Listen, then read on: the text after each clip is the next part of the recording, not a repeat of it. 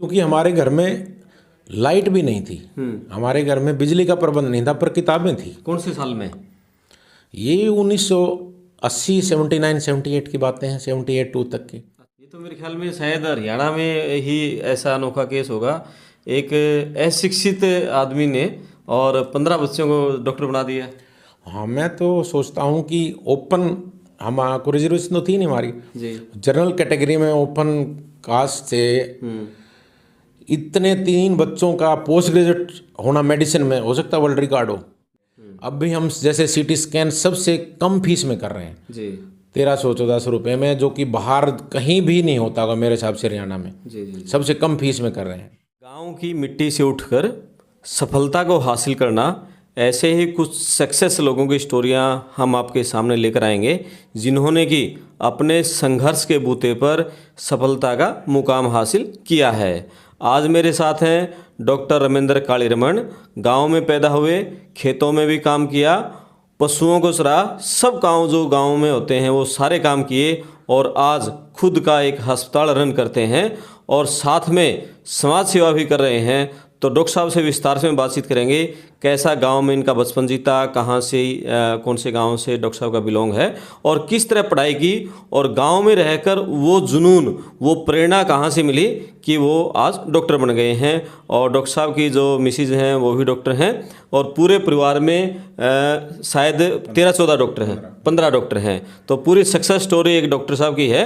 तो इस तरह की जो सक्सेस स्टोरी जो समाज में है वो हम आपके सामने लेकर आएंगे।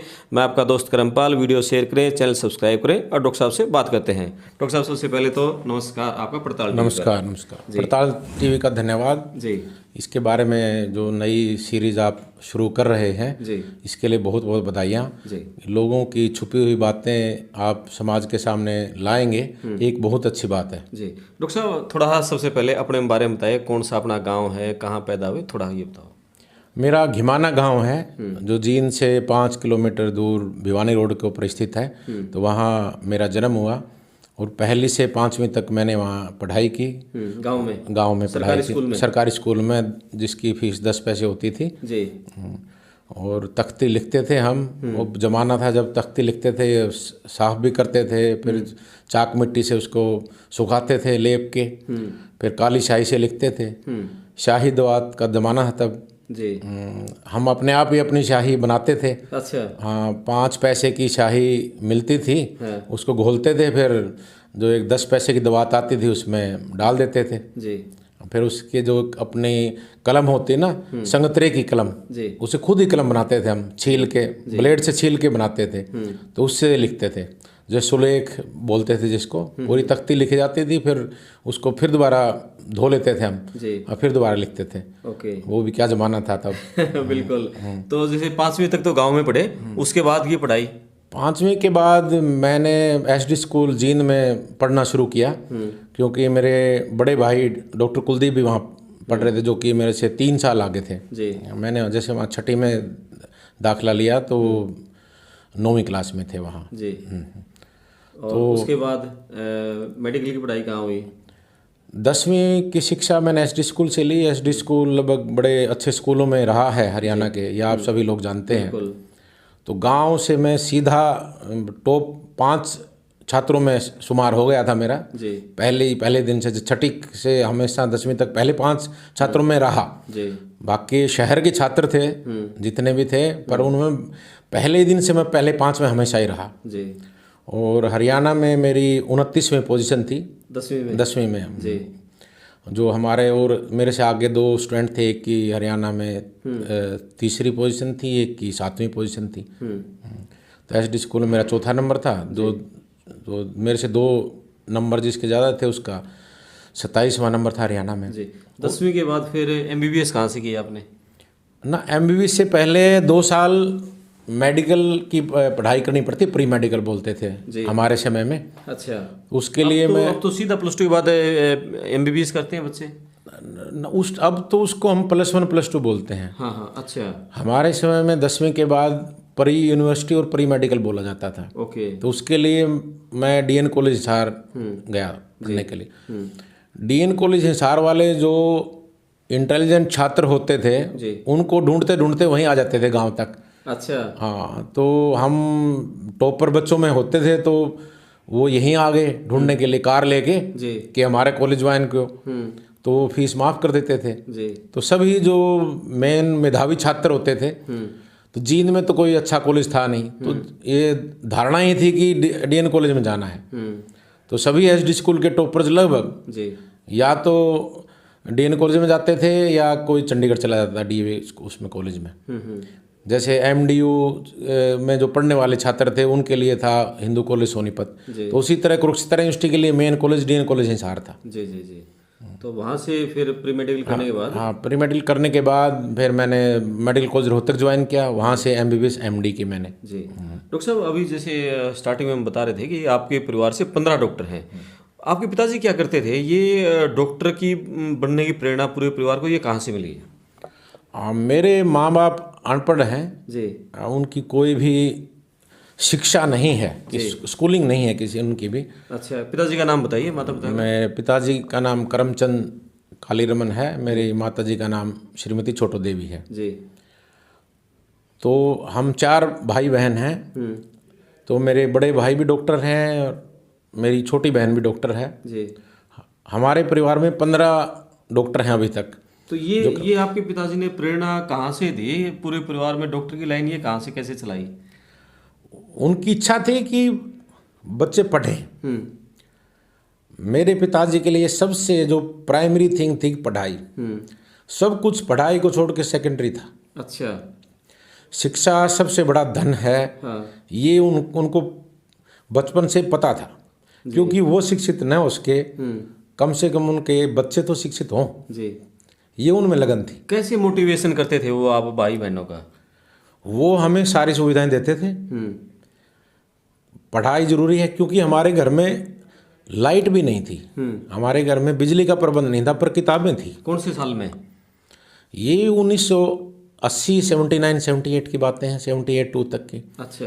तो उनकी वो किताब कापी पेन दे देते थे, पर बिजली नहीं थी। जी। बिजली गांव में ही नहीं होगी ना थी। अच्छा, आपके घर में नहीं थी? हमारे जो पड़ोसी थे उनसे तार लिया हुआ था। बाद में हमने तार लेके पढ़ाई करनी शुरू की। तार, हमारे बिजली का मीटर नहीं था, हमने उनसे किराए पे ली बिजली, पड़ोसी थे। जी। पर वो उनका कोई बच्चा नहीं पढ़ा। ओके। वो ऊंट रेडी चलाते थे, बिल्कुल हमारे दीवार के पड़ोस वाले। हाँ। तो मेरे पिताजी के लिए प्राइम थी कि बच्चों की पढ़ाई, 4 बच्चों की। मेरी बड़ी बहन पहली होगी जो इन्होंने गिमाना गांव से +2 करी होगी, 12वीं। क्या नाम बहन जी का? राजभाला। जी। तो बड़ी बहन के दोनों बच्चे डॉक्टर हैं। अच्छा। उनके दोनों पुत्रवधू डॉक्टर हैं। मतलब वो डॉक्टर तो नहीं बन सकी, पर वो अपने बच्चों को बना दिया उन्होंने। ओके। उसके बाद जो 3 बच्चे हैं मेरे बड़े भाई, डॉक्टर कुलदीप, मैं, रमेंद्र और छोटी बहन सुशीला, वो सारे डॉक्टर हैं। जी। उनके बच्चे डॉक्टर हैं। जी। उनकी जैसे मेरे जीजा जी हैं डॉक्टर राजेश गुदारा, वो पीजीआई रोहतक में बहुत बड़े सर्जन हैं। तो सारे डॉक्टर हैं, सारा परिवार। जी। तो मेरे पिताजी और माताजी का बड़ा योगदान है इसमें। ये तो मेरे ख्याल में शायद हरियाणा में ही ऐसा अनोखा केस होगा, एक अशिक्षित आदमी ने और 15 बच्चों को डॉक्टर बना दिया। हाँ, मैं तो सोचता हूँ कि ओपन हमको रिजर्वेशन तो थी नहीं हमारी जी। जनरल कैटेगरी में, ओपन कास्ट से इतने 3 बच्चों का पोस्ट ग्रेजुएट होना मेडिसिन में, हो सकता है वर्ल्ड रिकॉर्ड हो। उसके लिए जरूरी है कि माँ बाप अनपढ़ हों। बिल्कुल। एक भी दिन की एक शिक्षा नहीं है उनके। अच्छा, मतलब बताइए, स्कूल में ही नहीं गए वो? No schooling. उसमें स्कूलिंग भी बहुत कम होते थे, स्कूल थे ही नहीं। जी। वो अपने दूसरे सामाजिक रीजन हो सकते हैं। जैसे मेरे दूसरे चाचा जी ने तो बीए करी, मेरे पिताजी अनपढ़ रह गए या रख दिए गए। कितनी उम्र होगी आपके पिताजी की अब? मेरे पिताजी 82 साल के हैं। स्वस्थ हैं? बिल्कुल बिल्कुल स्वस्थ हैं। वो रेसलर रहे हैं, उन्होंने संगरूर डिस्ट्रिक्ट में डिस्ट्रिक्ट लेवल पे पार्टिसिपेट किया है। हालांकि उन्होंने मिलिट्री ज्वाइन कर ली थी बीच में, तो मिलिट्री में भी वो रेसलिंग करते थे और एथलेटिक्स करते थे, 400 मीटर की दौड़ दौड़ते थे। जी जी। तो उसके बनिस्बत वो मिलिट्री में उनका सिलेक्शन हुआ था। जी। तो 1965 के वार के बाद आ गए थे वो। चाइना वार था जब उनको मिलिट्री में लिया गया था। जी जी। तो 65 वार के बाद वो आ गए थे वो। जी। फिर उसके बाद किसान थे वो। जी। तो एमबीबीएस आपने रोहतक से की, उसके बाद फिर आगे का सफर? हाँ, एमडी भी मैंने वहाँ से की, रोहतक से। एमडी किस में? एमडी मैंने रेडियोलॉजी में एमडी की। ओके।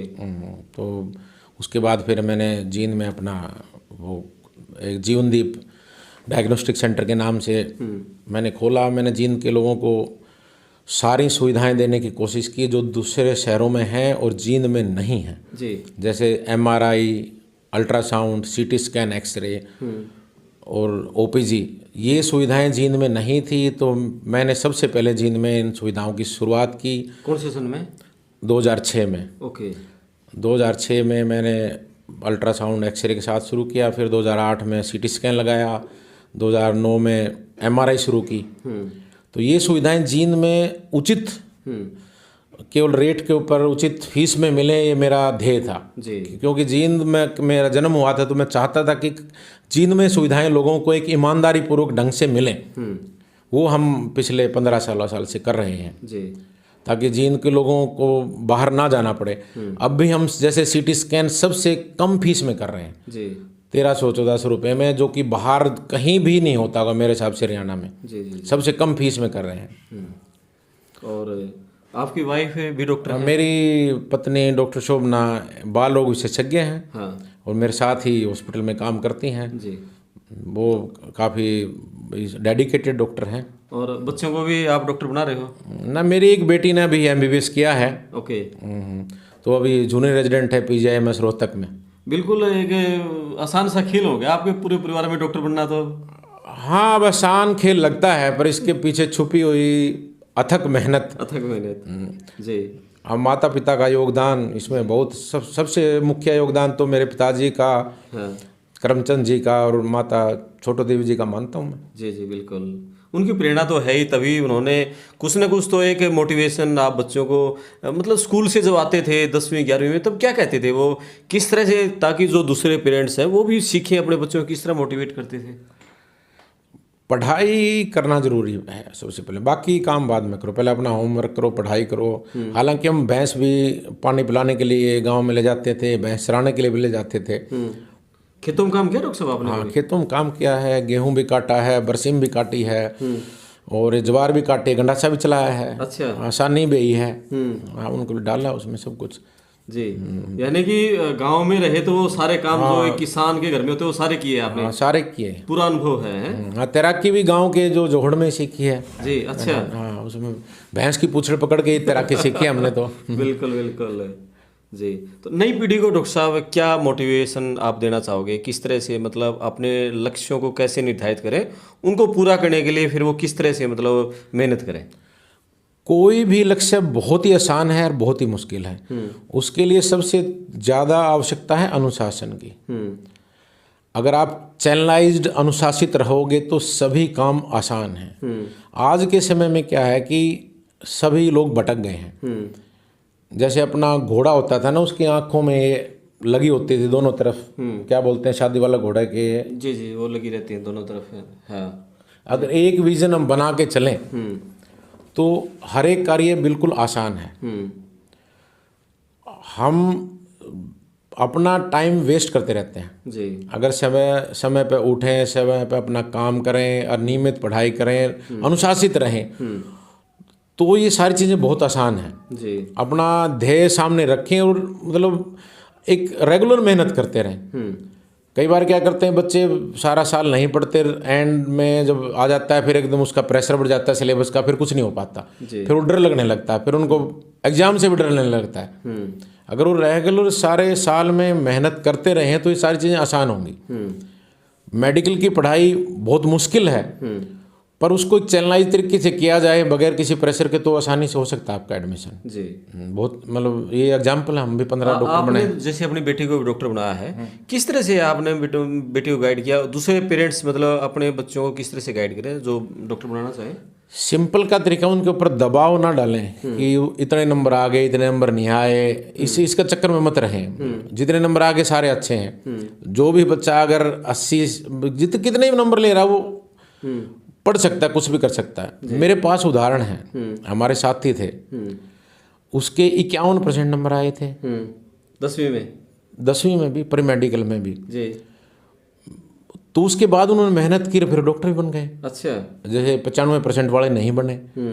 तो कोई भी आदमी कभी भी पकड़ सकता है, कभी भी उसके दिमाग में आ सकता है कि मेरे को पढ़ना है, मेरे को मेहनत करनी है। जी जी। मेरी छोटी बहन 10वीं 12वीं के नंबर कोई मायने नहीं रखते। बिल्कुल मायने नहीं रखते। बिल्कुल बिल्कुल। भाई वो तो बताते हैं कि आदमी पढ़ कितना रहा है, बस ये है कि थोड़ा पैरामीटर तो है। जी जी जी। पर उन पे ये नहीं कि डिप्रेस होने की आवश्यकता नहीं है किसी को भी, मेरा नहीं होगा। वो 50 तो क्वालिफाइंग मार्क्स है, जिसके भी 50 है कोई भी डॉक्टर इंजीनियर कुछ भी बन सकता है। बिल्कुल। 50 ही आवश्यकता है। जैसे मेरी छोटी बहन थी, तो उसमें लगभग किसी में भी 50 मार्क्स नहीं थे उसके 10वीं में। डॉक्टर बनी जो 40, 41, 42, पर उसके संस्कृत में 100 में से 97 नंबर थे। मेरे को फिर लगा कि ये मेहनत कर सकती है, मेहनत कर सकते हैं, कुछ भी है। उसमें बहुत लगन थी, उसमें मेहनत करी और MBBS बन गई। बिल्कुल। यस, मेहनत का फल उसको मिला। मेहनत यानी का कि उसके 10वीं में कम बाद- नंबर आ जाएं, उसके बाद मेहनत करें। हाँ, 10वीं 12वीं में कोई चक्कर नहीं। 50% देखो क्वालिफिकेशन के लिए आवश्यकता ही है। Yes yes. उससे नीचे तो आप एग्जाम में देने के लायक नहीं हो। अप्लाई नहीं कर पाओगे। जी तो कोई भी कहीं से भी शुरुआत कर सकता है। जी। कभी भी दिल में आ जाए कि मेहनत करनी है, जी। कोई भी काम है संभव नहीं है। हम लोग है ना अपना एनर्जी वेस्ट करते रहते हैं। जी। मेरा ये मानना है कि इंसान अपने कैपेसिटी का, अपने जीवन में जितना वो कर सकता है उसका 5% भी नहीं देता। जी। अगर मैं टॉप करता हूँ या IAS भी टॉप करता है, MBBS टॉप करता हूँ, तो मैंने अपना 5% ही दिया है। 95% इंसान की जितनी हिम्मत है उसको हम यूज़ ही नहीं करते ज़िंदगी भर, यूज नहीं करते। यूज़ ही नहीं करते। उसके बावजूद फर्स्ट है ये। जी। मतलब जिसने कुछ भी फेल है तो उसने 1% भी यूज़ नहीं किया अपना। यस। ये लगाओ अपना जितनी कैपेसिटी थी उसमें, जितना हिम्मत है उस बंदे की जी, उसने 1% या 0.0 यूज़ किया। जी। जो 5% ही कैपेसिटी यूज़ करके या 4% करके IAS टॉप, MBBS में एडमिशन या इंजीनियरिंग टॉप, IIT टॉप कर रहे हैं। यस। मतलब ये देखो कि 95% अपनी ह्यूमन बीइंग की, आदमी इंसान की अपनी कैपेसिटी को यूज़ ही नहीं कर रहा, जितनी हार्ड वर्क मेहनत कर सकता है। यस। 10-12% करने वाला तो वो पता नहीं क्या, बहुत बड़ा काम कर सकता है। मतलब नियमित खाना खाएं, नियमित काम करें, बस चैनलाइज रहें। जी।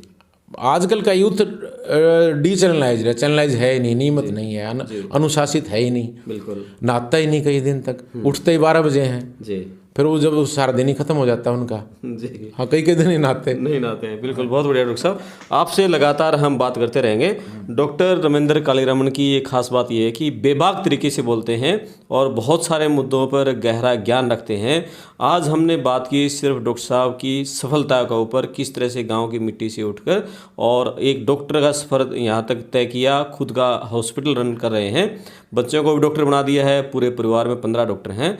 तो डॉक्टर साहब से लगातार हम बात करते रहेंगे समाज के विभिन्न मुद्दों को लेकर, डॉक्टर साहब की क्या राय है, और पूरे समाज यदि लोग उसको इम्प्लीमेंट करें तो अपने आप में कैसे सुधार लाकर पूरे समाज को कैसे बदल सकते हैं। आप लगातार वीडियो को देखते रहें, चैनल को सब्सक्राइब करें। मैं आपका दोस्त करमपाल। डॉक्टर साहब धन्यवाद। धन्यवाद, धन्यवाद सभी को। थैंक यू, नमस्कार।